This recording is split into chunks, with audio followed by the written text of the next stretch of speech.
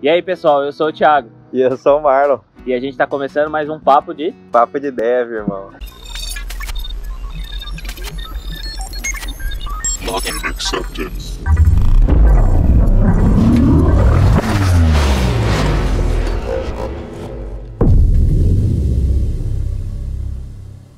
Ô Marlon, a gente quando começou a conversar sobre isso, de montar um projeto para falar sobre CTO, sobre desenvolvimento, sobre tecnologia, a gente não sabia que a gente ia passar tanta vergonha, né? Pois é, cara.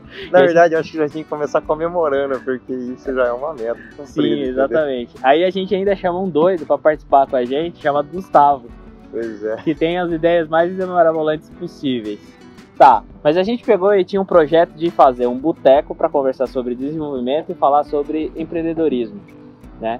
E a gente tá vendo, assim, principalmente onde a gente está, na cidade que a gente tá vendo bastante pessoas querendo empreender, querendo se motivar para fazer esse negócio, mas sempre empaca na questão do desenvolvedor, que é uma pessoa que normalmente está sempre ocupado, sempre com dificuldade, sempre cheio de trabalho para entregar, ou seja, é um trabalho braçal que exige também bastante conhecimento e tempo para pensar, e essas pessoas, em tese, são muito assediadas. Você que está constantemente aí no empreendedorismo, utilizando a tecnologia, o quão é fácil de conseguir bons desenvolvedores? Cara, eu acho que é engraçado porque toda essa pegada de empreendedorismo, de startup, tudo isso é muito recente, né? E isso tem um choque muito grande, principalmente com o perfil do desenvolvedor, que normalmente é aquele cara mais introvertido, entendeu? Aquele cara que já não se comunica tão bem, né? Por padrão, sei lá, por estatística, eu acho que a maioria da galera é assim. Eu era assim, acho que você era assim. E aí começa essa característica, faz com que tem muito menos desenvolvedores que são também empreendedores ou tão propensos a empreender, e já existe uma dificuldade de encontrar essas pessoas porque elas estão todas escondidas, né? O que esses desenvolvedores comem? Onde eles vivem? O que eles ficam fazendo? Eu não acho essa galera. Não sei se... Sim, não, é muito difícil. Eu, volta e meia, tenho me perguntado justamente o que eu fiz de diferente, ou o que é o que eu comi, ou onde eu habitei para dizer que eu pensava mais como um negócio, né, mais o fit do negócio, e mais entender como eu posso melhorar aquela preocupação naquele código, do que outras pessoas que eu percebo que realmente só estão preocupadas em entregar aquilo no prazo mínimo possível para pegar outro projeto. Como que você vê essa questão da tecnologia, assim? Você acha que as pessoas, cada vez mais eu vejo os desenvolvedores, principalmente quando conversam comigo, eles estão mais preocupados de já ter testado ou brincado com uma nova tecnologia do que efetivamente transformar essa tecnologia ou esse conhecimento em algo que gere dinheiro, gere valor, entendeu? Sim, eu acho que o problema de tudo isso, assim, vem de lá da academia, né? Ou da percepção que a gente tem quanto alguém que trabalha com computação, entendeu? Eu queria ser o bichão do código, entendeu? Eu queria ser bom, né? E quando na graduação, né, a gente aprende, putz, eu preciso projetar o sistema, não pode ter falha, tem que suportar isso, aquilo e aquele outro. Então a gente aprende a pensar no longo prazo. Eu aprendo a pensar que daqui 5 anos o sistema tem que estar de pé. Isso vai completamente distante do que a gente vê hoje sobre subir uma empresa com base tecnológica. Porque eu tenho que resolver o problema hoje, eu não sei se a empresa vai estar de pé daqui 5 anos, eu não sei se vai virar negócio. Então, sabe assim, a gente procurou aprender um monte de coisa, né? Linguagem, banco de dados, e putz, eu preciso saber desse jeito, daquele outro jeito, e no final das contas, se eu souber só um e conseguir colocar ele para rodar hoje, virar negócio, depois para frente ver. Então acho que é muito essa a percepção, assim, de empreendedorismo ligado à tecnologia, né? E isso é um paradigma, assim, né? É um desafio, academia, negócio, e é completamente diferente do que a gente tem dentro do mercado de trabalho para empresas tradicionais. Estou criando algo novo que eu não sei se vai virar. Sabe o que eu acho engraçado? Que quando eu comecei a programar e tal, eu trabalhei numa empresa que dava muita oportunidade para conhecer as outras áreas, né? Eu já contei essa história para você, mas eu gosto de lembrar ela porque eu acabei conhecendo um outro mundo, né? Que era realmente as atividades que as pessoas exerciam e com aquele código que eu gerava, o que gerava de valor ou de interesse por ela. E aquilo foi me gerando cada vez mais vontade de fazer mais e mais e mais para que eu conseguisse gerar mais valores para elas e tal. E hoje eu lido com algumas pessoas que quando você vê que percebe que elas você muda o mindset dela, que você começa a falar o quanto aquilo pode contribuir, ou você mostra para ela outros horizontes, outras coisas, o quanto aquilo impacta na vida da pessoa, né? Que a pessoa começa a ter uma outra vontade de falar, pô, eu também quero codar, eu quero fazer outras coisas, eu quero também gerar valor. Eu tô tendo uma experiência muito interessante agora, que o squad em que eu tenho articulado, né, algumas atividades, são perfil de pessoas mais jovens e que não tinham tanto essa preocupação. E foi interessante que quando a gente começou a mostrar algumas posições de valores, de percepção, de qualidade, no sentido de não qualidade só do como o código está gerando, mas como ele está chegando para o cliente, aquele cuidado especial que você está tendo com o outro lado, o quanto isso também foi transformador para eles. E hoje você percebe que assim, é recíproco, entendeu? Eles também fazem a mesma devolutiva falando, poxa, se preocupa aqui, olha, tem essa situação. Então assim, o código começa a crescer não só bonito ou com tecnologias novas ou com várias melhorias, mas ele também vem com uma pegada assim de tipo humanizado, sabe? Ele vem com uma identificação clara, um corpo. Mas é um corpo assim que, olha, tenho certeza que eu fiz o melhor possível para aquele momento do que precisava para gerar o mínimo, exatamente a ideia do MVP, sabe? Ele faz um MVP a cada novo ciclo. Então isso é interessante ver, sabe, das pessoas. Sim. Eu acho que é engraçado, né? Porque a gente vem de uma pegada onde a gente já trabalhou com diversos tipos de sistemas, onde a gente, enquanto desenvolvedor, né, se lembra assim, putz, aquele código era ruim. Ou aquela empresa tinha o código porco, né? Como é que aquilo lá parava de pé? Né?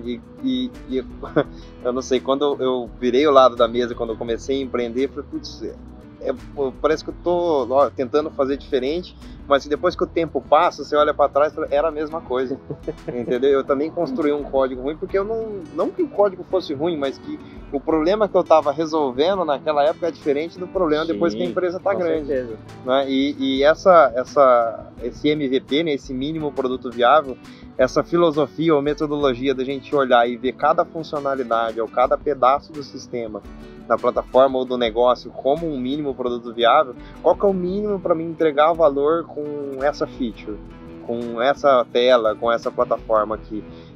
Isso muda completamente a percepção do jogo todo, né? Parece certeza. Que o tabuleiro está mudando toda hora. Não, com certeza. Eu acho que a partir do momento que você tem essa percepção, você consegue aumentar a quantidade de coisas que você vai pensar e como você vai conduzir isso também, né? Porque você está vendo uma outra realidade. Você não, basicamente, antigamente era como se você só visse um pedaço, um fragmento da questão, e agora você está vendo uma amplitude muito maior, né? Então eu achei isso também interessante, assim. Eu vejo assim, é engraçado, né? Mas as discussões que eu tenho lá com o meu time, né? O pessoal fala assim, tá, mas eu pensei isso daqui e tal, isso aqui. Por que você não pega e só faz isso aqui? Mas é só isso?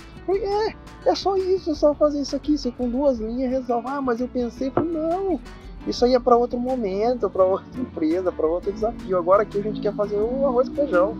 Exatamente. É a preocupação de fazer, assim, quando você começa a falar de qualidade, talvez, assim, não vou falar que é um erro, mas na minha cabeça eu entendo que assim, de jogar desnecessário coisa, é que a preocupação está muito mais em lance de pensar em várias hipóteses de os caminhos alternativos que tem engenharia de projeto, né, gerência de projeto, que é os caminhos alternativos, mas fica muito nos caminhos alternativos e não pensa assim, tá bom, mas o meu melhor resultado seria esse aí. E aí a hora que coloca para rodar não tem nada a ver, né? Não, nada a ver, porque pensou demais. Eu acho que assim, uma das coisas que a gente vai conseguir fazer com esse projeto é justamente mostrar para as pessoas que existe vida além de só aprender a tecnologia. Eu acho que a pessoa aprendeu algo a mais da tecnologia, o que ela pode trazer de benefício. Eu gosto de dizer que eu gosto quando me perguntam qual que você gosta mais de utilizar, eu falo assim, eu gosto daquela que paga a conta, aquela que vai gerar valor para o cliente independente do que for. Eu peguei um projeto para fazer essa semana, que o site do cara é em WordPress. Aí eu falei, eu já impactei pro cara, eu poderia estar fazendo em Angular, eu poderia fazer um monte de outras tecnologias. Eu falei, cara, eu vou ter que fazer o teu back-end em PHP para você não ter mais um custo adicional com uma outra máquina rodando na hospedagem por ser tecnologias distintas. Eu falei, e outra, é um MVP, você vai conseguir sentir muito bem e tal. E outra, são tecnologias também de utilizar, claro, que você consegue encontrar outros profissionais, caso, né, ele precisar conduzir para outras pessoas. Então eu acho interessante que assim, essa preocupação, às vezes, é esse profissional hoje que está sendo criado, construído ou evoluindo aí, que a gente está gerando, né, que tem aumentado as demandas e oportunidades, é que às vezes ele quer sempre estar olhando a tecnologia lá de ponta e esquecendo que dá para fazer muita coisa ainda com outras tecnologias, ou às vezes que assim, tem essa tecnologia, mas ela não é necessária nesse momento. Eu posso fazer uma outra, que às vezes vai ser muito mais simples a implementação, e assim, é o medo do refactor, que acha que o refactor é um retrabalho, sabe? Eu acho que são não coisas... é uma parte do processo. É uma né? parte do processo, você tem que evoluir conforme a tua demanda do teu negócio precisa, né? Então... E, Thiago, me diz uma coisa, assim, você que está bastante no meio também, quais são assim, as principais características que acho que transformam um desenvolvedor para um CTO, ou quais características vão fazer com que esse processo aconteça do ponto de vista que ele vai, né, conseguir lidar com um time, com a estratégia, com o marketing, com a porra toda, assim. Cara, eu acredito que é o seguinte, um cara para se tornar CTO, ele tem que ter, primeira coisa, a mente aberta.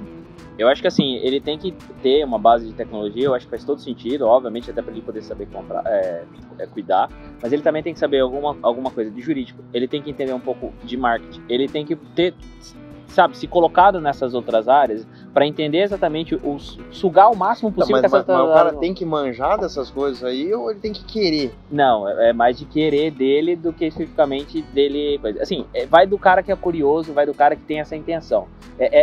Normalmente é da pessoa. Uhum. Não é assim, é igual aquela questão. Existem os bons vendedores, existe qualquer pessoa que pode vender. Assim, é algo que tem coisas que é de dentro da pessoa, que já faz parte dela. E eu acho que assim, existem pessoas que podem ser treinadas para isso. O que eu falo é que assim, as pessoas que ainda não são assim tão afoitas de querer conhecer, aprender e botar as caras e falar assim, se não tem ninguém para me ensinar, eu vou correr atrás de algum jeito de aprender. Você pode também ser ensinado, começando a ver tutorial, você lendo, você perguntando, conversando muito com as pessoas, querendo entender o que é que gera valor. Eu acho que assim, a base da comunicação é o fundamental nesse processo de transformação. Para o cara começar a entender que o CTO não é só o cara que mexe com a tecnologia, mas de certa forma ele está muito envolvido com toda a operação. Ele conduz todo o ciclo do negócio. Principalmente se a empresa é extremamente voltada com tecnologias. Uhum. Eu complementando esse assunto, né, eu acho que assim, primeiro, né, o cara que é o bichão do código, ele pode ser CTO? Sim. Ele é CTO? Não. O cara que não tem as manhas de fazer o código, colocar alguma coisa para rodar, bicho, não vai ser CTO. Acho que não vai rolar. Agora, eu concordo também, a comunicação é o que vai amarrar tudo, né, aquele senso interno de desafio e de curiosidade para putz, né, tô colocando um negócio para rodar, vai ter que mexer com marketing. Marketing é outro departamento. Pô, não é, cara. Uma empresa não é separada, você tem que entender que o anúncio lá tá ligado com a página que vai cair aqui, que vai gerar conversão, que não, como é que você faz para melhorar. Então, todas as áreas da empresa estão amarradas na tecnologia. E não adianta você se posicionar como quem não quer aprender ou não quer resolver. Você tem que minimamente entender tudo, às vezes entender mais até do que a própria área. Né? Acontece isso, em muitos casos a tecnologia manja muito mais do que a área que propriamente está consumindo aquele recurso, porque é a base da coisa e tira insights, né? E aí a gente está recebendo aqui um sinal para cortar, cara. E é isso, a gente fica por aqui. Dá o like aí, gente, valeu, o sininho, deixa o like aí se você gostou. Se não gostou, deixa o dislike também e avisa a gente aí, porque a gente quer começar a conversar sobre tecnologia, startup, empreendedorismo, e a ideia é ser bem descontraído aí, a gente contando um monte de piada aí do dia a dia e fazendo a coisa rodar. Deixa os comentários aí embaixo também, que a gente vai dar uma lida. Na verdade vai ser o Gustavo que vai ler e depois a gente vai respondendo à medida que vai recebendo, tá bom? Valeu! Valeu, gente!